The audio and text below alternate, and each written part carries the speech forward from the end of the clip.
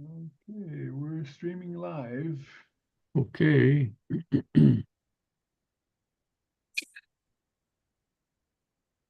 All right. Welcome, everybody. This is Lance Luke and Martin Pea, part of Ask the Building Expert Masterclass webinar series. And we have a really interesting topic. Well, at least it's interesting to us. And hopefully it will be to those of you joining the program. We're restreaming on our various social media platforms as well as broadcasting on our own Zoom platform. And today's topic is Hawaii Condo Board members' duty to repair and maintain. And this affects a lot of people because there's thousands of condos in Hawaii. And the information that we're going to provide to you is applicable to outside of Hawaii also because there's condos all over the United States as well as the world. When I traveled to Europe and discovered that there's condos in almost every country that we go to, and it's a very interesting concept, and and they just keep building. It's pretty amazing. This webinar is presented by Construction Management Inspection, Hawaii-based construction management um, company that offers building inspections and construction management services, also construction consultation. And today is Chinese New Year, so Kungi Fa Choi. Hopefully, you, even if you're not Chinese, you can still enjoy. Um, Before it gets started, I want to let you know that in March, 4th and 5th in Honolulu, there's a building expo, which is the biggest building expo trade show in Hawaii. And our company has a booth there. So come by and say hi and pick up some brochures and some information and whatever free stuff. We're going to have a drawing that you can enter to win a restaurant gift certificate. And Martin always signs up, but he's always disqualified. So he likes to eat. That's why I think. The other thing is on this particular topic, I personally not only work with condos, but I'm actually an officer on three different condo boards. So I have information on both sides, the unit owner side, the condo board side, and as a construction manager working with um, condo boards and condo associations with property managers and site managers and resident managers. So the question is why maintenance responsibilities are critical. And hold on a second. Forgot to turn on my light. No wonder it looks so dark. But okay, we're in business. I don't know how I forgot to turn the light on, but anyway, we're shining the light on this topic today. Why maintenance responsibilities are critical. It's critical. Yes, it is. Proper maintenance ensures safety, property value, and cost saving. Neglect can create hazards, lower unit and property values, and lead to expensive emergency repairs. Strong upkeep also builds trust and harmony within the condo community. So, for example, you have one condo um, building where it's not maintained and things break down, and the people living there, they're not too happy because they always ask for things to be fixed and nothing happens, right? And they're all disgruntled versus you got a other condominium building where it's well kept, well maintained, and people like to live there and they're proud of where they live. Okay, so there's a big difference, and then there's various degrees from poor maintenance to proper and correct maintenance. So we're talking about maintenance items and critical building components. So one of the main safety issues in a building, especially in a high-rise concrete building, reinforced concrete building, is concrete spalling. And concrete spalling is getting to be a very talked about term nowadays. And 10 years ago or 20 years ago, average person didn't know what that was, right? But today, almost everybody knows whether they live in a condo or not. So concrete spalling is cracks in the concrete caused by moisture penetrating through the concrete, hitting the reinforcing steel. The reinforcing steel corrodes and expands, and when it does that, it cracks the concrete, and basically that's what spalling is. And if you happen to be looking at the screen, I got two examples. One uh, image on the left is of a low-rise building. It's only 3 stories, but their walkways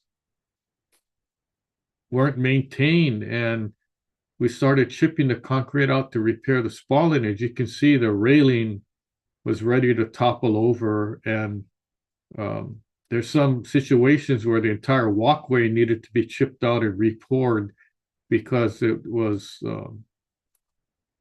had major spalling conditions.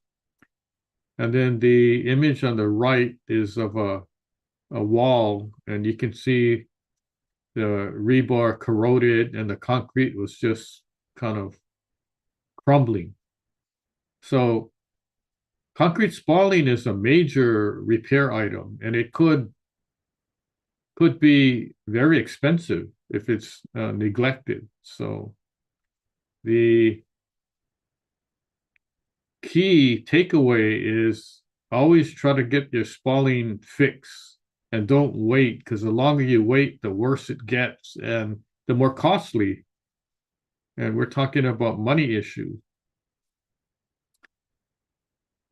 Continuation on why maintenance responsibilities are critical.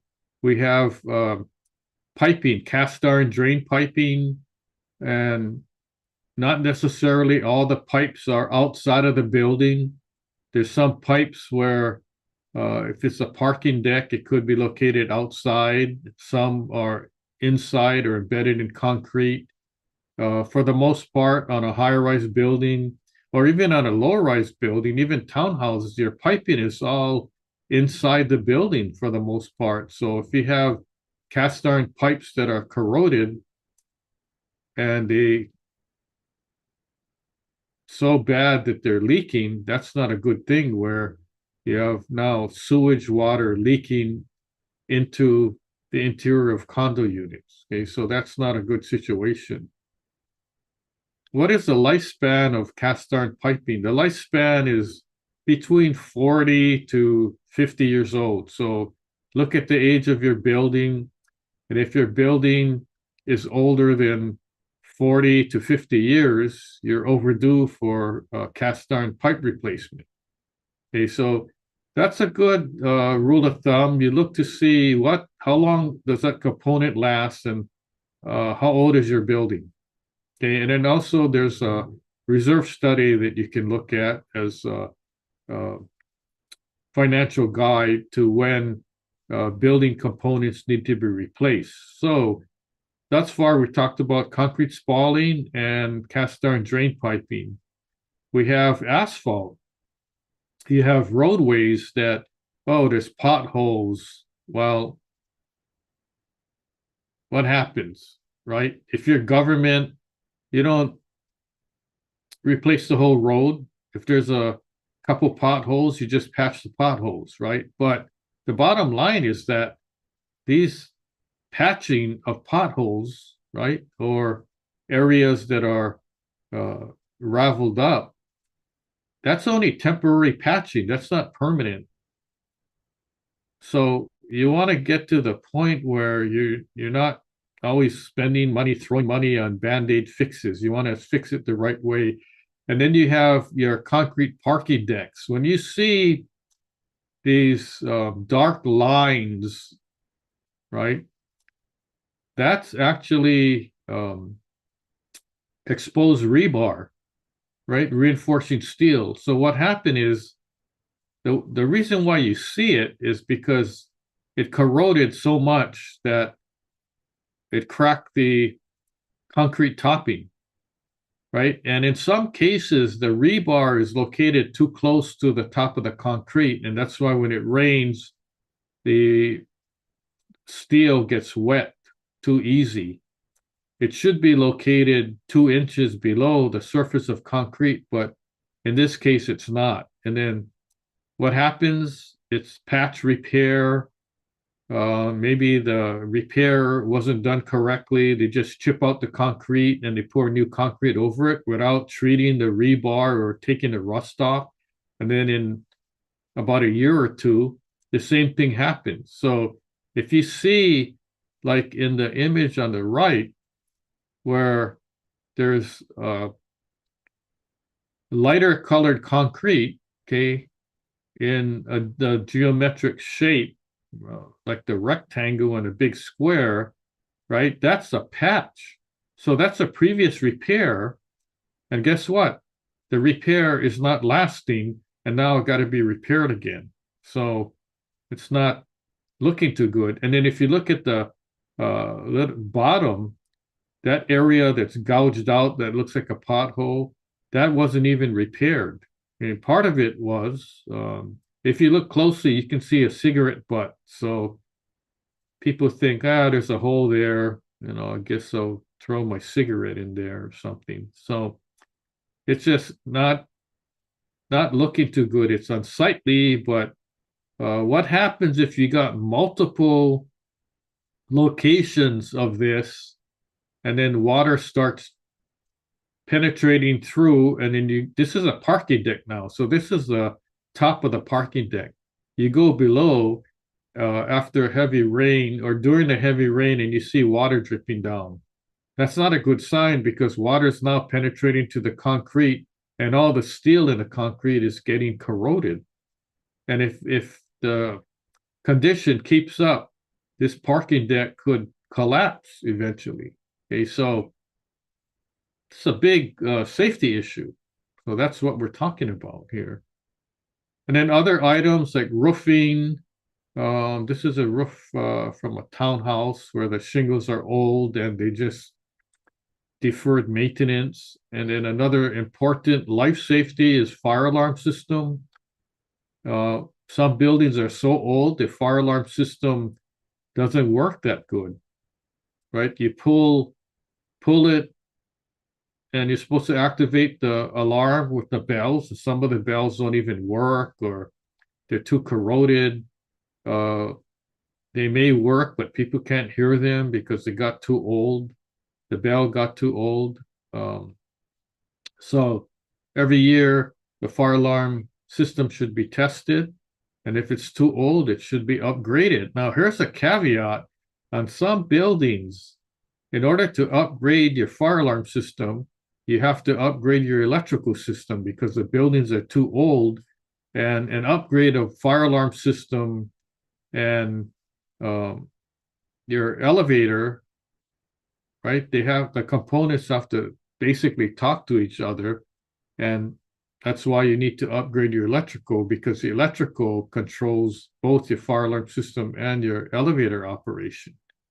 And some buildings, when it was first designed, it was only designed to handle, so much electrical. And now when you have new components that are added, that is going to draw more current, and that's why your electrical system is now outdated. So these are pretty much common components in a building. Um,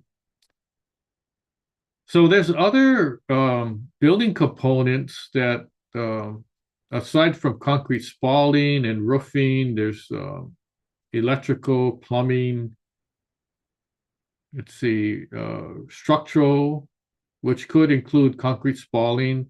Um, there's wood repair. So there's a whole list of other building components that I may not have necessarily talked about, but if you look at the reserve study, and the reserve study has a list of all the major components that need to be repaired.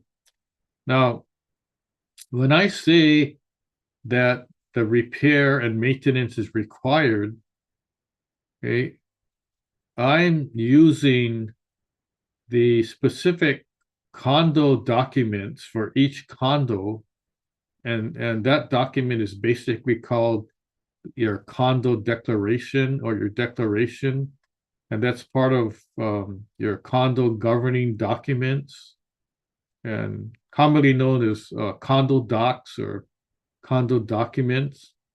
And there's actually a condominium law in Hawaii, and like other states, they have laws governing condominiums. So in Hawaii, the overview of the Hawaii condo law, or the specific condo law, is HRS, which stands for Hawaii Revised Statutes. And the item and the reference number is 514. And in this case, it's 514B. Now, why B? Well, the first condo section of the law was 514A, and B was came about after A. So some condos are governed under both A and B or just B. It all depends, right? But the HRS 514 specifically defines the legal duty of condo boards to maintain common elements. And common elements are um, things, components on property and in the building that are common. And what that means is not specifically used by a single unit owner. It's common to the entire association, such as your playground, your swimming pool, your roof of the building, your parking area, and so forth. So um, the condo boards have a duty to maintain all the common elements and to protect the owner's interests. So if the board doesn't fix the swimming pool when it leaks, is that protecting the owner's interests? No, it's not. It also clarifies what's considered association versus unit owner responsibilities and provides remedies for non-compliance. Knowing these requirements helps boards stay compliant and avoid liability. Now, the question is, although the law is in place, does every single condominium association and condo board follow the law? And I can answer that. The answer is no. Maybe they try to, right? But maybe some don't do a good job. Some boards do a good job, some maybe not. Some don't think they need to follow the law. I don't know what the reasoning is. Sometimes the reasoning is we know we have to fix the building, but we have no money, so therefore we're not fixing the building. We don't, we have to figure it out. Okay, I'm here to tell you today that there's nothing in the condo law that says if the condo association does not have any money, it does not have to fix the building. There's no law that says that. The law is actually the opposite of that. The law says the board has a duty to maintain the property. And it doesn't say if the board has the money or not. Okay. Money is not the issue. Okay? The way the law is written, there's no exemption for not fixing your building if you don't have any money. And you can talk to a condo attorney to verify that, but that's been around a long time. Condo governing documents. Every condo association is governed by a set of documents that dictate maintenance responsibilities. Now, if you live in a condo, right, the condominium association is its own government. So although there's a city, state, federal government, the condo has its own government. So basically, it's um, a city within a city. Your condo is like its own city and it has its own government. Okay. So the documentation that I'm referring to here, the first one is their declaration of condominium, defines ownership, boundaries, and maintenance responsibilities. Now, older condos built in the 50s, 60s, and maybe in the early 70s, the declaration wasn't that clear. So sometimes when I read it, you can't really say one way or the other. Okay, it's ambiguous. And the declaration today is like a huge book and it's very clear. It spells out a lot of stuff. So um, over time, the condo documents change from simple to very complex. There's also your bylaws, which provide rules for both operation, owner responsibility. So you have your declaration, bylaws, and then you have house rules also. House rules establish day-to-day expectations for residents. Basically, the rules that you have to follow, rules and regulations. Some of the house rules could be if you have contractors doing construction, they can't work on the weekends, or they're restricted to working on a weekday between the hours of 8 and 5, things like that. Some condos have rules where there's certain days where you have plumbing shut off. Okay, so you can't go in and ask them, well, we need to shut the plumbing off because we're working on this unit. Oh, no, that's not the right day. You got to wait until Thursday or something like that. So these documents, house rules, must always be read in tandem with state law. So understanding where responsibilities lie, association versus unit owner, helps prevent costly disputes. So an example would be, I got a call yesterday from a condo owner um, in a townhouse where water was dripping from the upstairs unit shower into their unit. And she wanted to know what to do. So I basically said the unit above has to call a plumber and figure out where the leak is, what's causing the leak, and who's responsible. Okay. Sometimes there's disputes between condo owners and condo boards. There may be conflicts that arise over who should pay for what or perform repairs. So examples would include water leaks that affect both a unit and common elements, roof or exterior issues causing interior damage, assessment dispute over large capital improvement projects. So if you live in a condo and your roof's leaking, the condo is a common area. It's shared by the entire association. So one unit owner should not be responsible to fix the building roof, right? But if that condo owner has a leaky toilet and it's overflowing and causing water damage, yeah, that's a unit owner responsibility. Legal and financial consequences of neglect. Neglecting repairs exposes the association and its board to serious risks. So the bottom line is liability. condo boards can be sued for failing to act. And what that means is failing to do something that was the responsibility, was the duty of the board to do. For instance, there's concrete spalling repair, right? The board elects not to fix it. Does the board have liability because they neglected the problem? And what if pieces of concrete fell off the building and hit somebody in the head and caused injury or death? Would the board be responsible? Yes, there's liability because the board knew about the situation and failed to take any action. And the action that the board failed to do, okay, you don't get credit for as a board. We discussed it and we decided we're going to wait.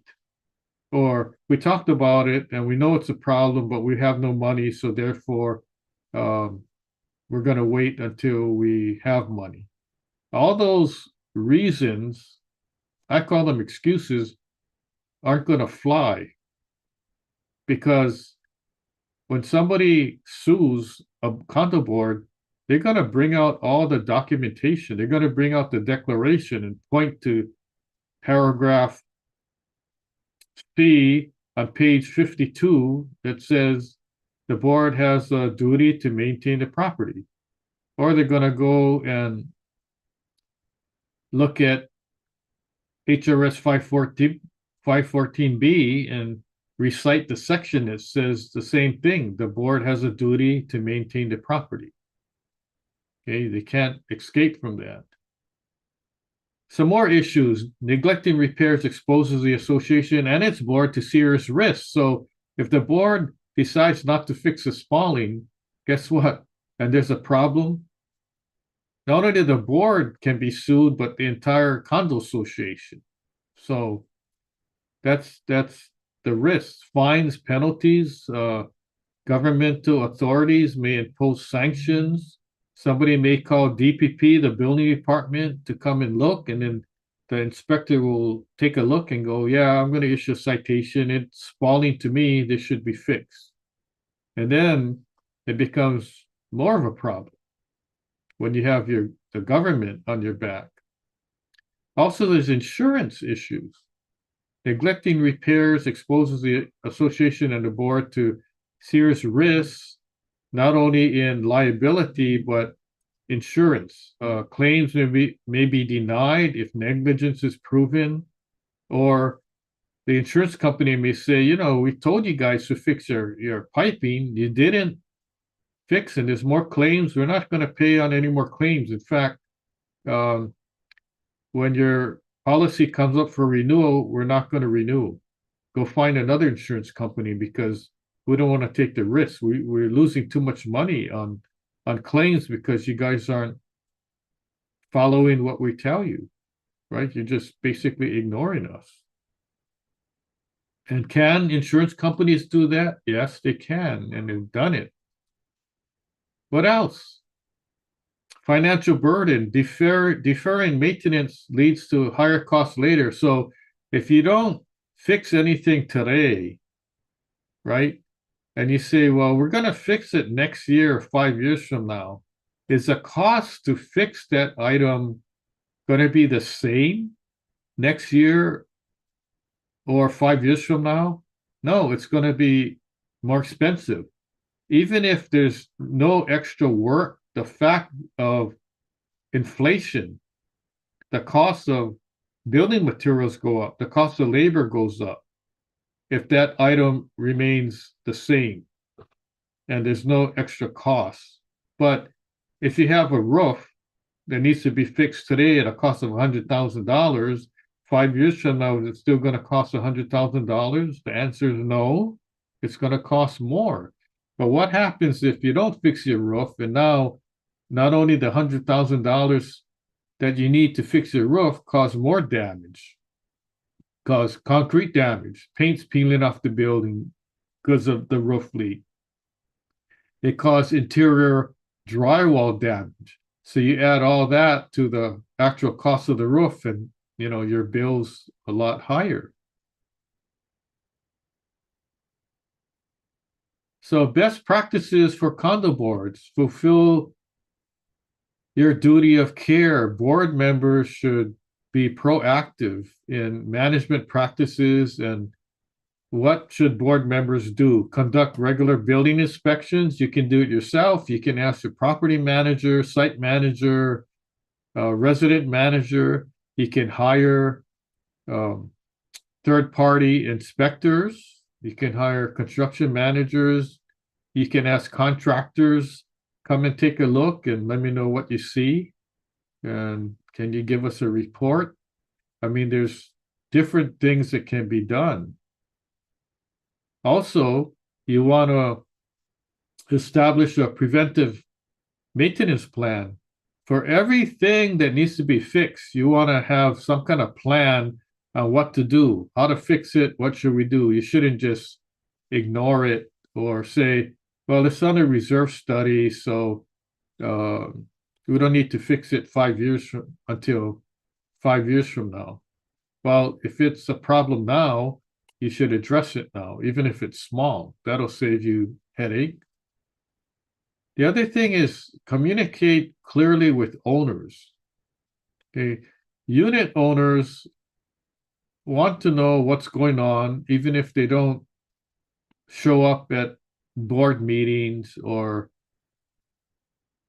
really read the newsletter if you have one, or messages on town square or things like that. So regardless if unit owners want to read the information, board members should provide the information.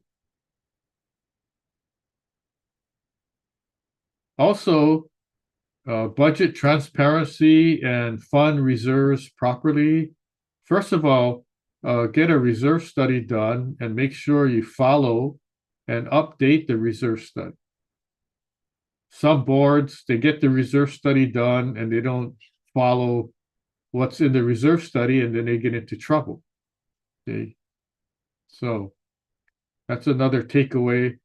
And then hire licensed professionals and document all the work. If you're a condo board, don't expect your maintenance guys to be doing work that otherwise would be done by licensed contractors or licensed professionals. Because if they're not skilled to do it, you're putting them in bad situation. If they're skilled to do it, but they don't have a license, then you're in violation of the law with respect to certain building components that would require a licensed professional, such as electrical plumbing. Don't expect your unlicensed person on the maintenance staff, even if he knows what to do, to be fixing air conditioning, electrical plumbing.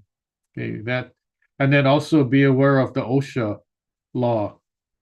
The OSHA law pertains to all employees of a condo association.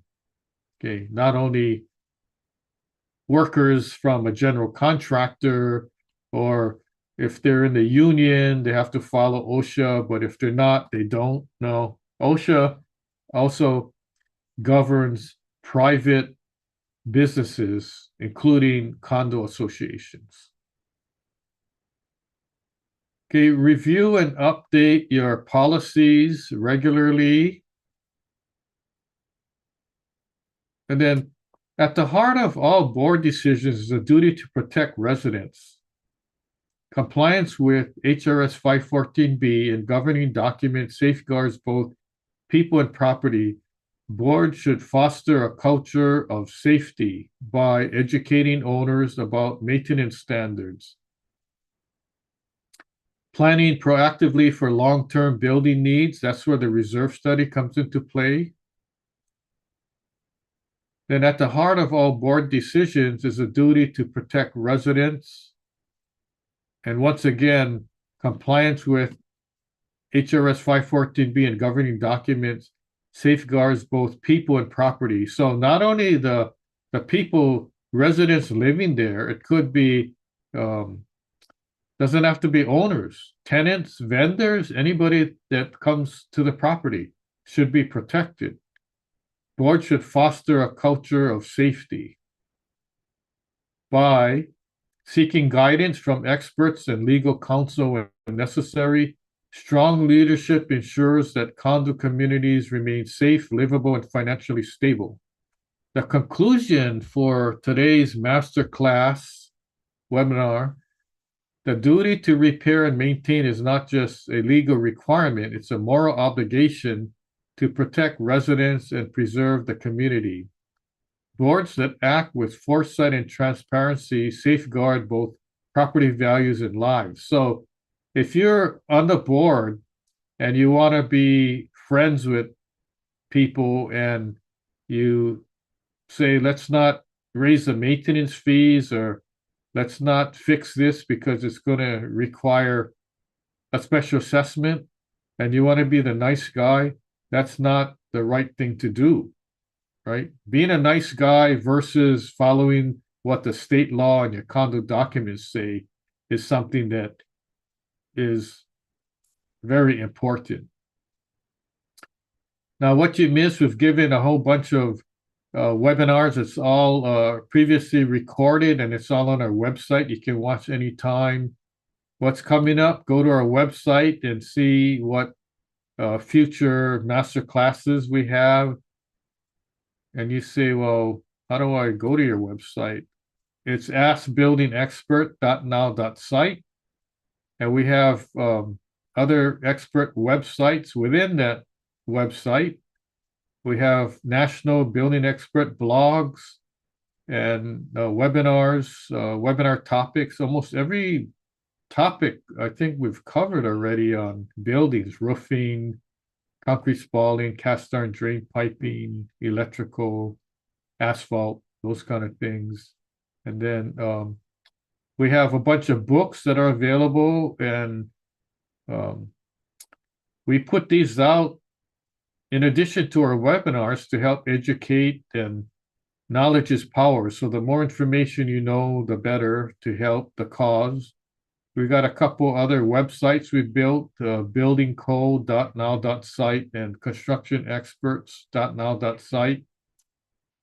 And we've reached the Q&A. So you got questions, we got answers. So we're here to help you. I'm going to turn it over to Martin, see if any questions came up during our presentation. So Martin. Yes, Lance. You ready for some questions? Yeah, let's do it. Okay. Well, the first one that came up here is how can condo boards balance immediate repair needs with long-term reserve planning to avoid unexpected special assessments? Okay, so a couple of things. You conduct periodic inspections of your building and property and make a list of things that need to be fixed that necessarily may not be on the reserve study, because the reserve study is a point in time, and the day after the site inspector finishes the reserve study, you could have something that comes up that needs to be fixed and wasn't caught. So that's one thing. The other thing is have a list of things that people reported that are a problem. A light went out in the parking lot, or something's a trip hazard. Keep a running log and have these things fixed. Now, everybody should be responsible. And when I say everybody, I'm talking about the property manager, board members, site manager, resident manager, whoever's working at the building, all your maintenance people, employees should all, even security, should be trained to report anything that is a safety hazard.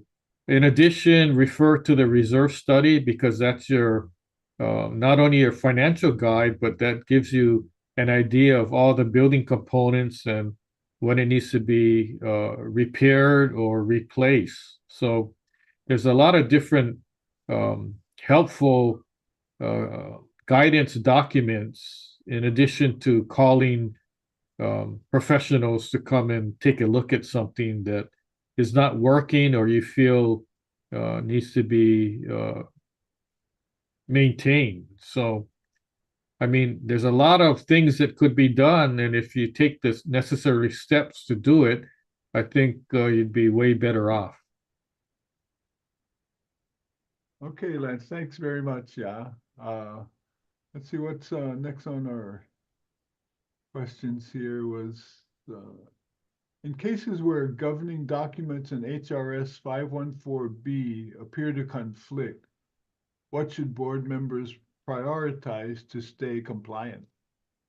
Well, I basically have one comment on that, and that's to consult with your legal counsel.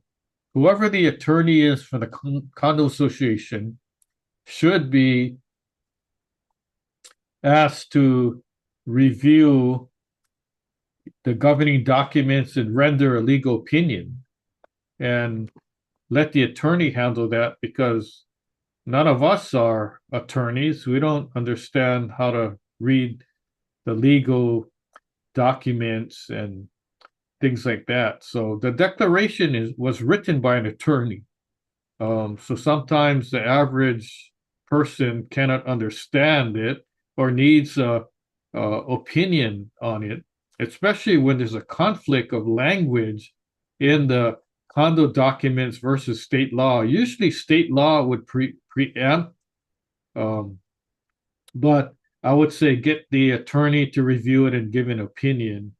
And when you get the opinion, you may not like it, but that's the legal opinion from your attorney. So you're more protected if you did that than try to figure it out yourself and then come to find out all these years the board has been operating on the wrong opinion or wrong definition of something that was in the condo document. So, I mean, you would stay out of trouble and don't act like your own attorney. Okay, thanks, Lance. That's a good reply there.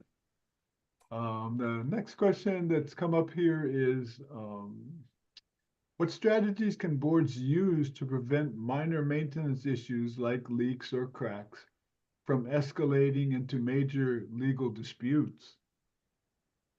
That's a good one. So anytime there's something that needs to be fixed, attend to it right away.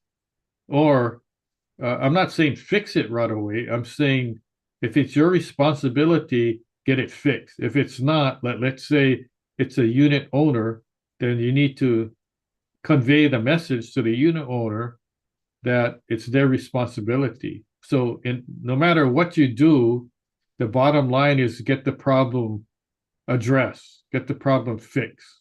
Okay.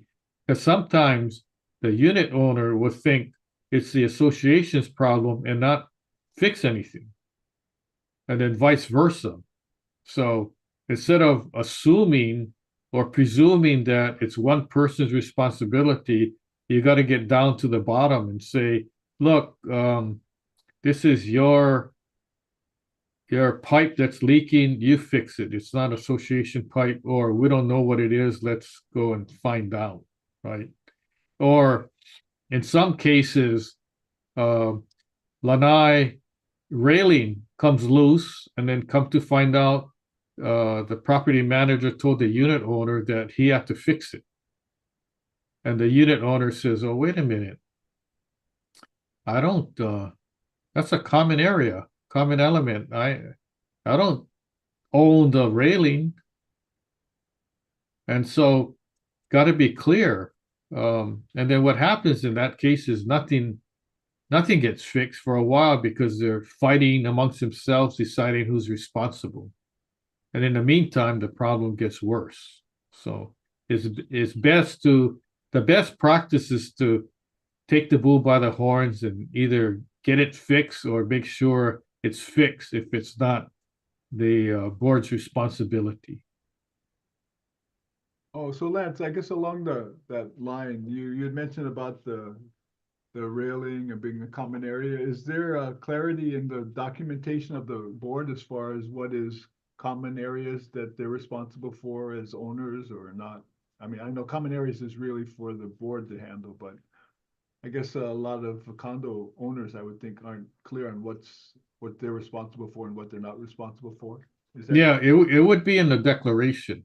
okay? So in the condo declaration, and um, most times than not, it will state that all concrete, exterior concrete, outside of the building, including balconies and railings and so forth, are common elements, which means they're um, common property, which belong to the association.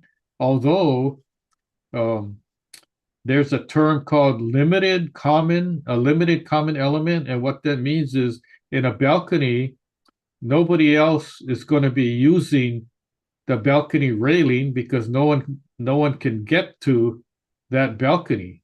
Let's say it's unit 501, right?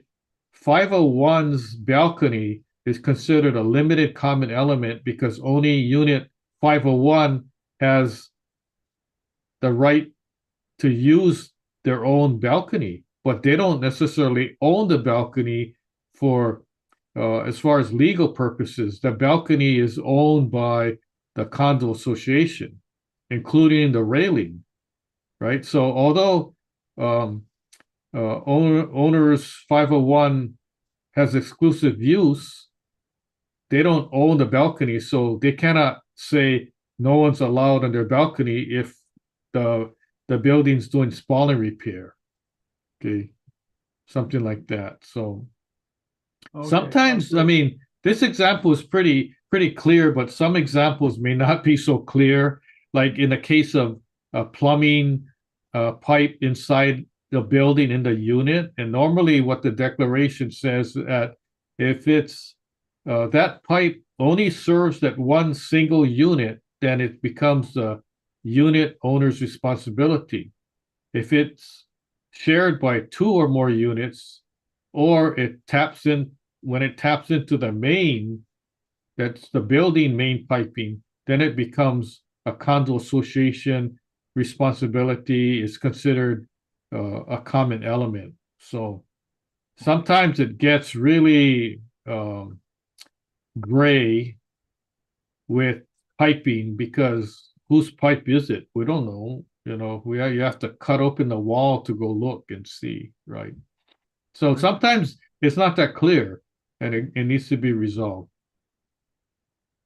very good. Well, yeah, I can see it's something that the condo board people really need to understand clearer too. Yeah. Right. Okay, the next question that we have here is how can boards improve transparency and communication so owners understand why certain repairs are prioritized over others? Okay, so there's a few methods of communication. One of them is, at a board meeting, and you invite all the unit owners to attend. Okay, uh, people have busy schedules, so not everybody can attend. So what you do is you um, produce board meeting minutes and provide it to people who request it, or some condo boards have a website. They post that information on their website. Some condo associations have a newsletter. Some condo association use a internet platform such as Town Square and post information that way. So the more transparent the board is, the better, and nothing's hidden. And now, not every single thing is going to be um, produced. So if there's confidential information that the board meets on, they usually meet in an executive session, and the minutes or the information is not broadcast to the general public of the condo association. So there's certain things that are financial, confidential. It would be salaries of workers, or contract negotiations with a contractor, or legal issues, things like that. Like if a board discusses a unit owner delinquency and says, well, we better send the attorney, you know, for collection, that's not going to be published in a newsletter or discussed at a general board meeting. Okay, so not everything is transparent, but in as much as possible, whatever is legal to be discussed that's not confidential, unit owners have a right to know. So, and then if you're not a board member and you're a condo unit owner, I would urge you to attend board meetings so you know what's going on because it's your money that's being spent, right? Or at least review the reserve study and every month copies of the board meeting minutes and all that so you can keep track of what's going on. And when there's an annual meeting, when they elect board members and officers and directors, please attend that too. The more people that are involved, the better. And don't think that, oh, just because everything's running smoothly, that you don't have to be involved. Always try to be as involved as you can because it's your condo and your money. Okay, very good, Lance. Thanks for that clarification. Sure. And let's see, we have one more question here that's come in, and it's asking, what role does hiring licensed professionals play in reducing liability for boards when disputes about repair quality or responsibility arise? Well, I'll give you an example. There was some work done by in-house people, and then it wasn't that good, and unit owners complained, and um, come to find out that type of work should have been done by licensed professionals, and it became a big issue. The other thing is that if you're using your own in-house people to do work, you don't get a third party warranty. So if anything happens, you end up having to pay to redo something. So that's another reason. So the primary reason would be conformance with the state contractor's license law. That's one.